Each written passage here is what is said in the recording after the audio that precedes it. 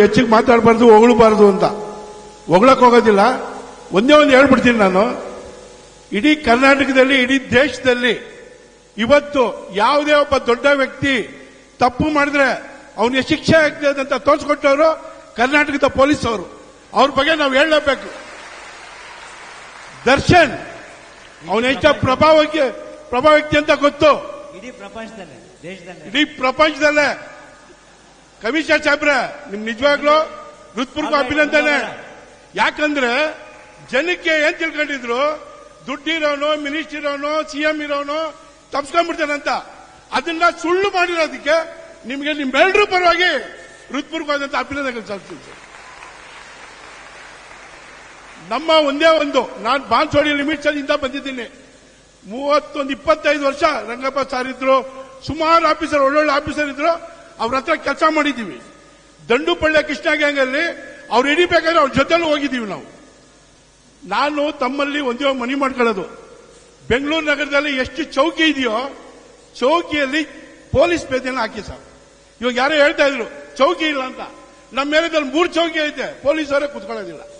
ಕೇಳಿದ್ರೆ ಜನ ಇಲ್ಲ ಅಂತಾರೆ, ಮೆನ್ನಿಲ್ಲ ಅಂತಾರೆ. ದಯವಿಟ್ಟು ಅದೊಂದು ವ್ಯವಸ್ಥೆ ಮಾಡಿಕೊಡಿ ಸರ್.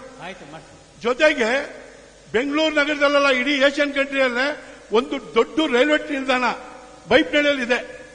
ಅಲ್ಲಿ 1000 ಜನ ದಿನ ಬಂದು ಹೋಗ್ತಾ ಇದ್ದಾರೆ. ಎಲ್ಲ ಉತ್ತರಾಖಂಡ ಕಡೆಯವರು, ಡಾರ್ಜಿಲಿಂಗ್ ಕಡೆಯವರು, ಈ ಕಡೆ ಎಲ್ಲ. ಅವ್ರಿಗೆ ಭಾಷೆ ಗೊತ್ತಾಗಲ್ಲ.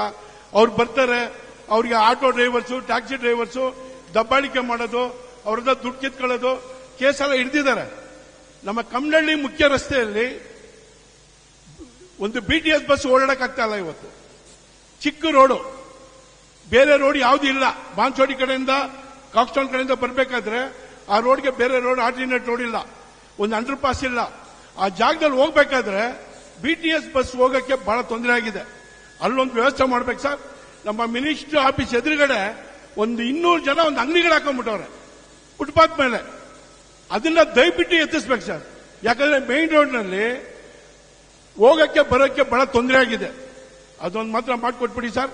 ಇನ್ನು ಒಂದೇ ಒಂದು ಹೇಳ್ಬಿಡ್ತೀನಿ ಸರ್, ಬೇಜಾರು ಮಾಡ್ಕೊಂಬಿಡಿ. ನಾನು ಯಾರೋ ಒಬ್ಬ ಬಂದು ರಾತ್ರಿ ಹೇಳ್ತಾ ಇದ್ದ, ಒಬ್ಬ ITBT ಕಂಪನಿಯವನು ವಯಸ್ಸವ್ರಿಗೆ ಹೋಗ್ತಾನೆ ಬಾರ್ಗೆ. ಅವನು ಚೆನ್ನಾಗಿ ಕುಡಿದ್ಬಿಟ್ಟಿದ್ದಾನೆ ಫುಲ್ಲಾಗೆ. ಇದನ್ನೆಲ್ಲ ಅಕ್ಕಪಕ್ಕದ ಮನೇಲಿ ಯಾರೋ ಒಬ್ಬ ಕಳ್ಳ ನೋಡ್ಬಿಟ್ಟು ಅವನ ಜೊತೆಯಲ್ಲಿ ಸರ್ ಸ್ವಲ್ಪ ಡ್ರಾಪ್ ಕೊಡಿ ಸರ್ ನಿಮ್ಮ ಮನೆಗೆ ಅಂತಾನೆ. ಅವ್ನು ಗೊತ್ತು ಅವ್ನ ಮನೆಯಲ್ಲ. ಮನೆಗೆ ಹೋಗ್ತಾನೆ, ಇವ್ನು ತುಂಬಾ ಟೈಟ್ ಆಗಿರೋದ್ರಿಂದ ಮನೆಯಲ್ಲಿ ಯಾರು ಇರೋದಿಲ್ಲ. 50,000 ಹೊಡ್ಕೊಂಡು ಹೋಗ್ಬಿಡ್ತಾನೆ. ಅವನಿಗೆ ಬೆಳಗ್ಗೆ ಏನಾಗ್ತಾನೆ ಅಂತ ಗೊತ್ತಿರಲ್ಲ. ಪೊಲೀಸರು ಹೆಂಗ್ ಕಾರ್ಯ ಮಾಡಿದ್ದಾರೆ ಹೊಗಳಿಕೆ ಅಂತಲ್ಲ, ಈ ಕೆಲಸ ಎಲ್ಲ ಹೇಳ್ಬೇಕು ನಾವು ಸರ್. 2 days ಅಲ್ಲಿ ಅವನು ಯಾರು ಎದ್ದ, ಎಲ್ಲಿತ್ತು ಒಡವೆ, ಅವನ ಜೋಬಲ್ಲಿ 35,000 ಒಡವೆ ಇತ್ತಂತೆ. ಅದನ್ನ ಹಿಡಿದಿದ್ದಾರೆ ಸರ್. ತುಂಬಾ thanks sir. Okay, thank you.